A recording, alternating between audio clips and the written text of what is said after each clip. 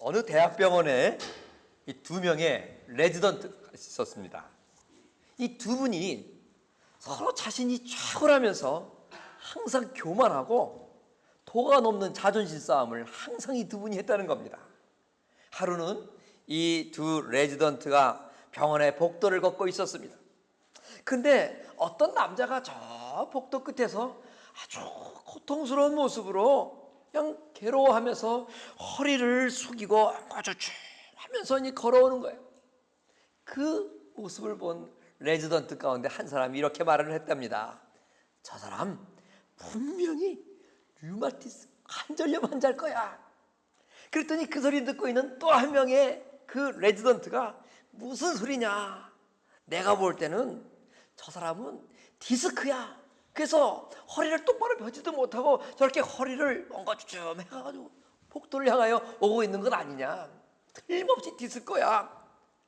두 사람은 서로 자신의 판단이 맞을 거라 이렇게 확신하면서 서로 내가 맞다 말싸움 아닌 말싸움을 하고 있는 겁니다. 그런데 이 허리를 엉거주춤 하면서 괴로운 표정을 짓고 정말 있던 그 남자가 그 레지던트 두 명 앞으로 다가와서 그냥 힘들게 말을 합니다. 여러분, 다 죽어가는 소리로 다급한 소리로 말을 하는데 그 레지던트 두 사람에게 뭐라고 말을 했냐? 여러분, 선생님 화장실이 어딥니까? 여러분, 만일 이 세상에서 하나님이 가장 귀히 여기는 그 사람 중 한 사람이 있다면 그분은 어떤 부류의 사람일까요? 바로 그 중에 한 사람은 바로 자신을 낮추는 겸손한 사람이 아닐까, 저는 그런 생각을 합니다.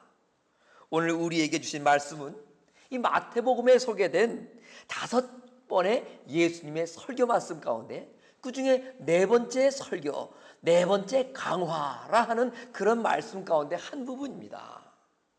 이미 여러 차례 예수님께서는 제자들을 불러 모아서 예수님 당시께서는 장차 십자가에 달려서 곧 죽게 될 것이다 라고 말씀을 들려주셨어요.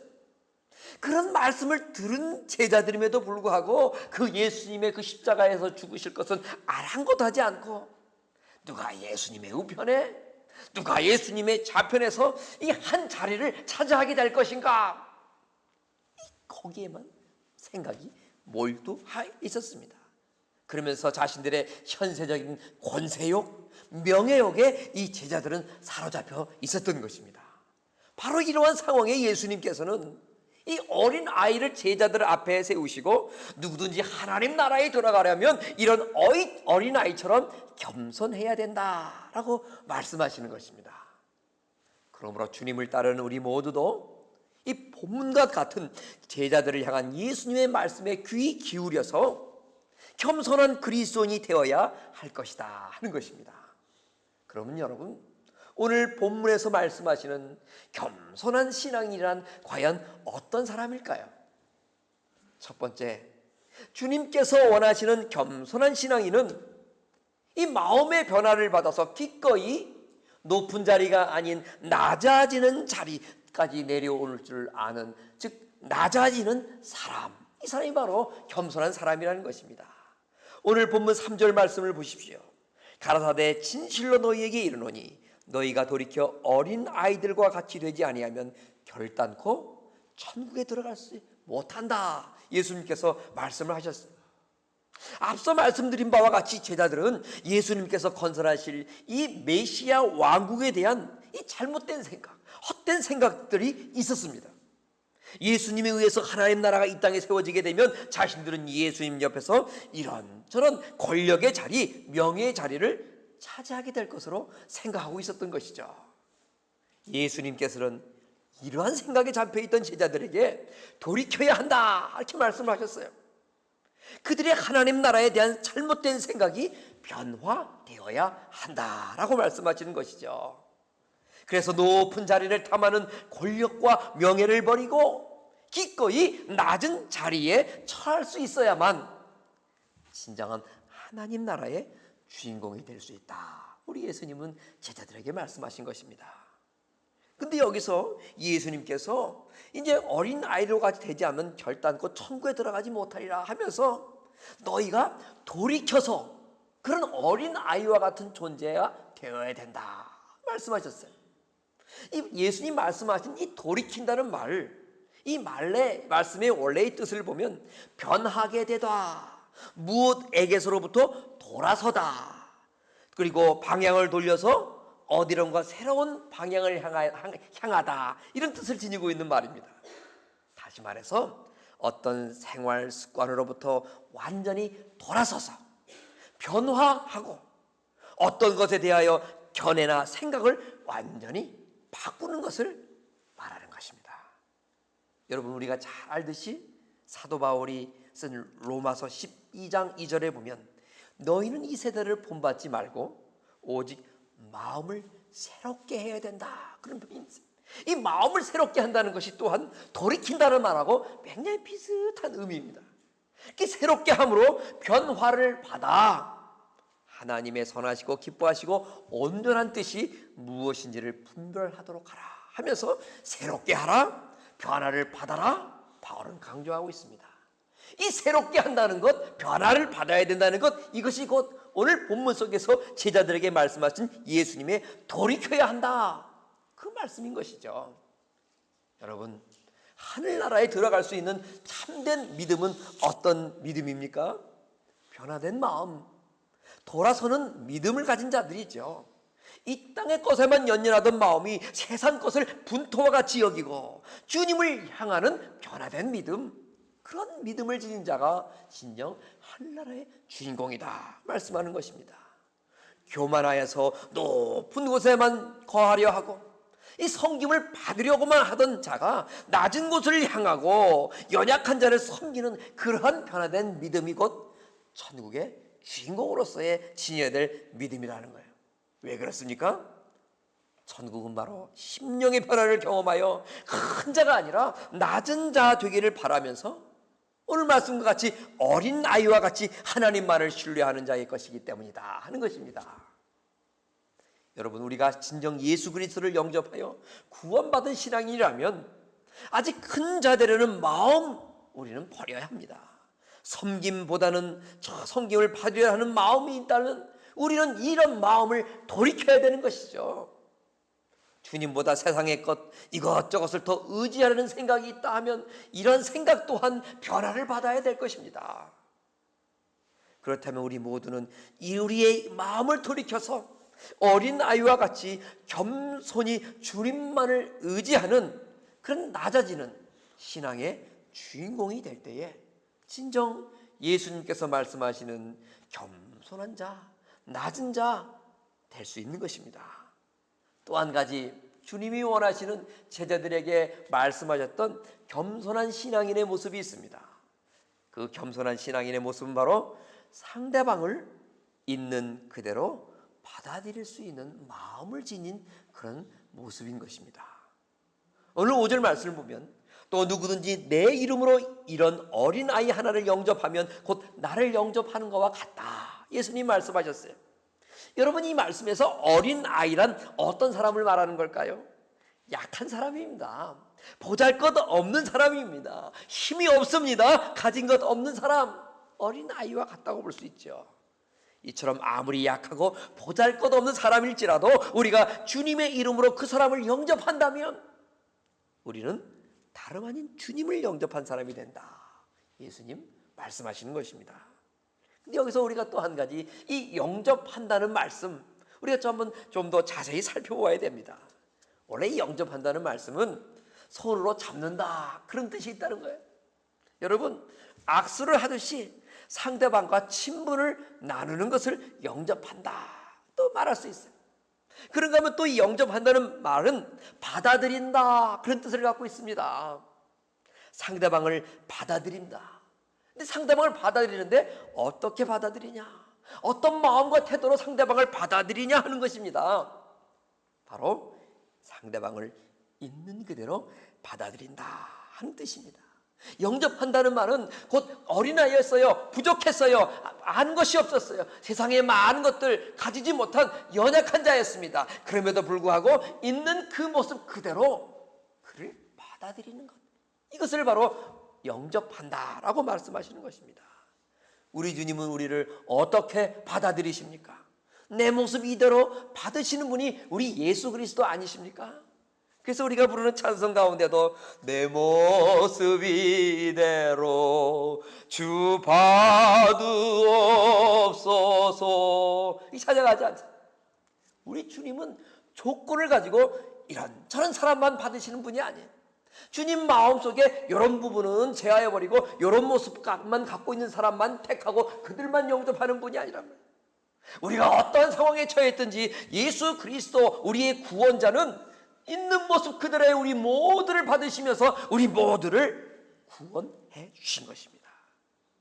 갈라디아서 4장 14절에 보면 너희를 시험하는 것이 내 육체에 있으되 이것을 너희가 업신여기지도 아니하며 버리지도 아니하고 오직 나를 하나님의 천사같이 또는 그리스도 예수같이 영접하였다 이렇게 말씀하고 있습니다.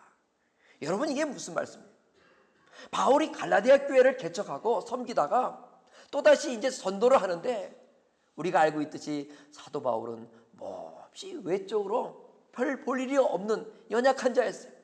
게다가 건강까지 너무나 안 좋아서 이 지역 갈라디아 지역을 전도하다가 너무나 지치고 힘들고 중병에 시달려서 그곳에서 그만 하던 일 멈추고 요양을 하고 있었어요. 복음 전하는 것도 제대로 못 전하게 됐지요. 그리고 중병에 시달려서 이 생사를 오락가락하는 그런 사도 바울이었어요. 게다가 많은 이단자들은 그 바울을 향해서 공격하기를 그가 전하는 복음은 거짓말이다, 가짜다. 그리고 예수님 살아 시절에 어떻게 사도 바울이 함께 제자들과 같이 동역하지도 않았는데 전 자기 자신이 스스로 자기를 사도라 이렇게 부르면서 자기의 직분을 사람들한테 얘기하는데 저 사람 사도가 아니야 하는 영적인 육적인 많은 공격과 고통 속에 시달리고 있었어요. 그런 가운데도 이 갈라디아에 있는 많은 성도들은 어떻게 했어요? 그렇게 괴롭고 고통 가운데 있고 정말 죽음을 아버지 이렇게 고통 속에서 헤매는 그런 질병 가운데 영적인 도전을 받고 있는 가운데 있는 바울을 있는 모습 그대로 받아주고 그를 사랑해주고 그를 아껴주었어요. 그를 보살펴 주었어요. 그래서 바울은 그런 갈라디아 그 성도들의 모습들이 섬김이 너무너무 고맙고 감사해서 여러분들이 나를 하나님의 천사 대해 주셨습니다. 여러분들이 나를 예수 그리스도 대하듯 사랑하고 아껴주셨습니다. 나를 있는 모습 그대로 받아주셨습니다. 오늘 예수님 말씀대로 여러분들이 나를 영접해 주셨습니다. 고백했던 거예요. 여러분 우리 살다 보면 그런 사람들과의 관계 속에서 이 예수님 말씀하신 온전한 영접 못할 때가 많이 있습니다. 내 마음에 드는 사람들만 받아들입니다. 내 마음에 들지 않으면 밀쳐냅니다. 잘라냅니다. 거절합니다. 주님께서 원하시는 참다운 겸손한 사람은 어떤 사람인가? 내 마음에 안 드는 부분이 있을 수도 있죠. 나랑 다른 부분도 있을 수 있죠. 그러나 예수님이 우리 모두를 받으셨던 것처럼 우리 또한 모든 사람들을 받아들일 수 있는, 모든 사람들을 영접할 수 있는 그런 겸손한 자가 바로 되어야 된다는 거예요. 어린아이들 보세요. 어린아이들은요 사람에 대한 식별, 사람에 대한 판단 하지 않습니다. 그저 모든 사람들을 좋아합니다. 근데 이 어린애 같은 마음이 조금씩 이제 성장하면서 사람에 대한 판단과 사람에 대한 분간과 분별의 힘이 생기면서 어떤 사람은 내가 받아들이고 어떤 사람은 밀쳐내게 되는 거예요. 예수님 그렇게 하지 말라는 거예요. 어린아이와 같이 단순한 마음으로 겸손한 마음으로 모든 사람들을 받아들이고 수용할 수 있는 그러한 마음, 그것이 진정 겸손한 신앙이 될 수 있다 하는 것입니다. 또 한 가지 겸손한 신앙인의 모습이 있습니다. 무엇입니까? 오늘 6절 말씀 보세요. 누구든지 나를 믿는 이 소자 중 하나를 실족해 하면 차라리 연자맷돌을 그 목에 달리우고 깊은 바다에 빠뜨리는 것이 나으니라 그랬어요. 이 겸손한 신앙인이라는 것은 연약한 사람들 위에 군림하지 않고 오히려 낮아서 그들을 섬기며 그들을 세우는 사람이라는 거예요. 여러분 만일 연자맷돌을 사람의 목에 걸고 바다에 빠뜨려 보세요. 어떻게 되겠습니까? 당연히 물속에서 허우적거리다가 죽고 맙니다. 본문 속에서 주님은 남을 실족게 한 자가 바로 그런 사람이라는 거예요. 오늘 여기서 실족게 한다는 말씀 예수님 하셨는데요, 이 말씀도 또 우리가 살펴봐야 될 중요한 말씀입니다. 넘어뜨리게 한다는 말씀입니다. 그래서 이 말은요, 함정 아시죠? 올가미 그리고 죄 짓게 하는 유혹을 뜻하는 이 단어에서 유래된 말입니다. 무슨 말이에요? 사람을 실족게 하는 것은 짐승 앞에 덫을 놓아서 죽이는 것과 같다는 것입니다.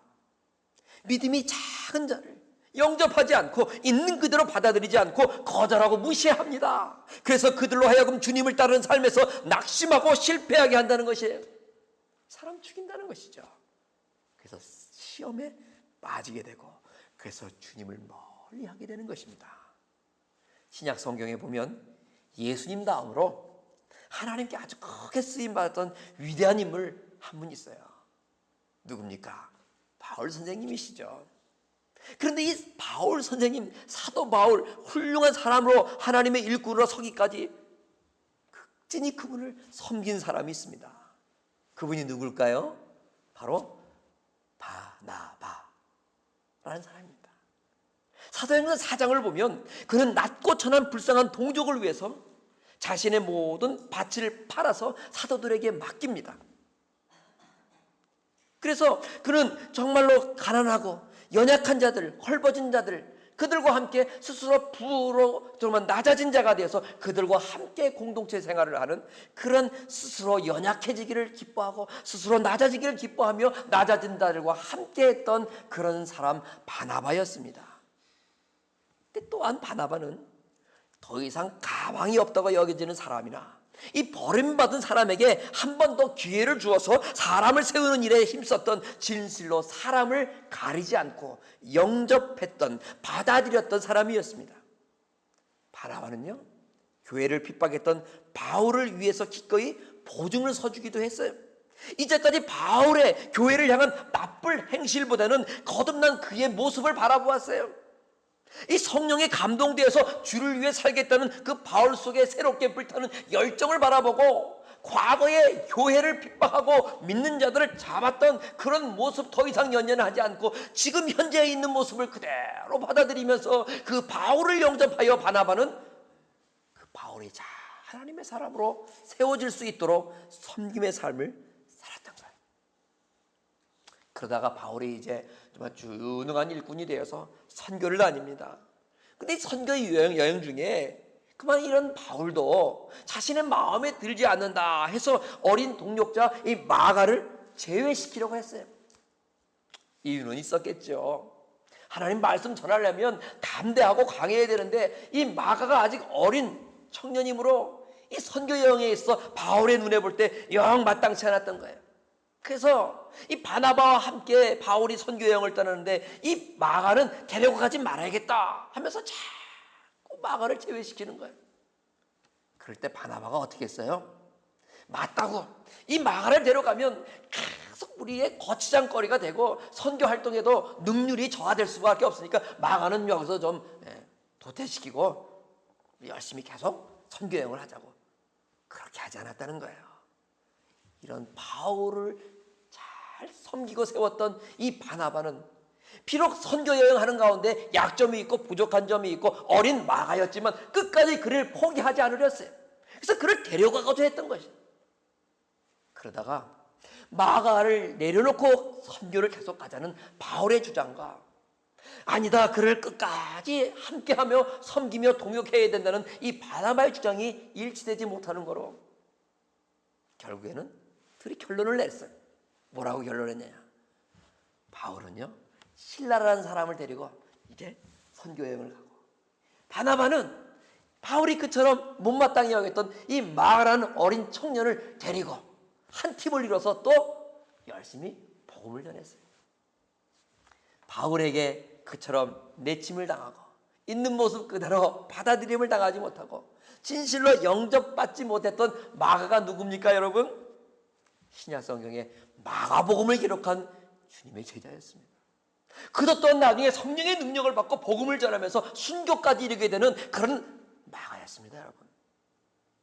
그런데 만약에 있는 모습 그대로 그런 어린 마가 그의 모습을 그대로 받아두지 않았던, 영접하지 않았던 그런 바나바가 없었다면 어찌 마가복음을 기록한 마가가 있었으며 예수 그리스도의 복음을 증거하다가 순교에까지 이르게 되는 그러한 하나님의 종 마가가 있을 수 있겠느냐 하는 것입니다, 여러분.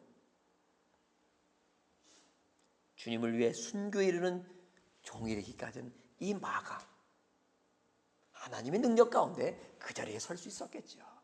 그러나 어찌 보면 바로 있는 모습 그대로 받아주었던 그런 바나바의 그런 낮아지고 그를 섬기려 하고 그를 세우려 했던 그런 겸손한 모습 때문에 마가는 마가가 될 수 있었던 것입니다. 인도에 아주 겸손한 왕 한 분이 계셨답니다. 이 왕에도 불구하고 이 교만한 신하가 한 명 있었는데 늘 그 교만한 신하는 왕을 보면서 못마땅한 면이 하나 있어요. 그게 뭐냐면 왕이면 좀 처탱을 지키고 좀 근엄해야 되는데 이 임금님은 누구를 만나도 먼저 고개를 숙이고 인사를 하는 거예요. 그래서 몇 번이고 그 신하는 폐하, 세상 사람들이나 폐하, 많은 사람들 보고 먼저 고기를 실은 일은 안 하시는 것이 마땅한지 합니다. 계속 건의를 한 거예요. 그러자 그 임금님께서는 그 교만한 부하 한 사람에게 어느 날 그 심부름을 시키는 거예요. 심부름을 시키는데 불러가지고 얘야, 이것을 네가 세상 저 성 밖에 나가서 좀 팔아가지고 와라 하면서 3개의 물건을 주는데 그 신하가 물건을 이렇게 열어보니까 깜짝 놀라운 물건이 담겨 있는 거예요. 첫 번째 열어보니까요, 사람의 해골이 담겨 있어요. 두 번째 상자를 보니까 좀 큰 거예요. 보니까 커다란 물소 머리, 뿔 달린 물소 머리가 들어있는 거예요. 세 번째 상자를 또 열어보니까 아이고 보니나 호랑이 머리가 들어있는 거예요. 임금이 이 사람 머리, 뿔 달린 물소 머리, 호랑이 머리를 상자에 담아가지고 그 신하에게, 교만한 신하에게 세상에 나가서 그거 좀 팔아와라 그런 거예요. 열심히 팔았어요. 근데 사람들이 잘 안 사는 거예요. 그래서 포기할까 하는데 이제 장터에서 사람이 다가와서 관심을 갖고 첫 번째 물건을 사가는데요, 이 뿔 달린 물소 머리를 사가는 거예요. 그래가지고 이걸 도대체 어디다가 쓰려고 사가나 했더니 이거를 잘 가다듬어가지고 벽에다 걸어놓으면 아주 멋진 장식품이 된다는 거예요. 두 번째 손님이 또 와서 물건을 사가는데 여러분, 사람 머리 사갔겠습니까? 호랑이 머리 사갔겠습니까? 호랑이 머리를 산 거예요. 이 호랑이 머리를 또 어디다 쓰냐고 했더니 이것도 박제를 해도 멋있고 이 뼈를 잘 말려가지고 쓰면 아주 이 사람 몸 신경통에 좋다고. 여러분, 호랑이 뼈 신경통에 좋습니다. 사가는 거야. 야, 이 탄력을 받았어요. 이제 곧 이 나머지 하나 물건도 팔리겠구나. 하루 이틀 사흘 아무리 기다려도 사람 머리 사가는 거야. 없는 거야. 그래서 할 수 없이 그 신하가 사람 머리를 다시 싸서 임금님 앞에 가져온 거야. 그래서 하는 소리가 아무리 팔려고 해도 사람 머리 팔리지 않습니다. 임금님이 그 소리를 가만히 듣더니 임금님이 한마디 하는 거예요. 사람이 아무리 교만하고 사람이 아무리 정말 만물의 영장인 것 같아도 다 죽으면 별 볼 일이 없다. 오히려 죽고 나면 뿔 달린 물소맛도 못한 것이 사람이고 호랑이 머리보다 못한 것이 사람이다. 그러니 사람들 앞에서 인사하고 겸손한 삶을 살아가는 것이 우리 살아있을 때에 인간으로서 얼마나 아름다운 도리고 얼마나 아름다운 모습이냐. 그러니 얘야, 너도 그 교만한 모습을 떨쳐버리고 겸손한 사람이 되어야 된다. 너 죽고 나면 어느 누구 겉들떠 볼 사람이 없다. 살아있을 때 늘 사람들 섬기며 겸손하게 받아주고 영접해주고 있는 모습 그대로 인정해주면서 그들을 사람들을 섬기는 것이 정말 우리 인생의 본분이 아니겠느냐, 이렇게 말했다는 거예요. 오늘 예수님께서 제자들에게 하신 말씀 가운데에 주님께서 원하시고 또한 주님께서 인정하시는 어린아이와 같은 겸손한 신앙인은 어떤 사람이었습니까? 다시 한번 보겠습니다. 첫 번째는 겸손한 신앙인은 변화를 받아서 어린아이처럼 기꺼이 낮아지는 사람입니다. 또 한 가지 있었죠. 겸손한 신앙인은 어린아이처럼 상대방을 있는 모습 그대로 받아들이는 그런 영접하는 신앙인입니다. 끝으로 겸손한 사람은 어떤 사람이었어요? 어린아이처럼 연약한 사람 위에 군림하지 않습니다. 오히려 그들을 잘 섬기며 그들을 세워주는 신앙인인 것입니다. 기도하겠습니다.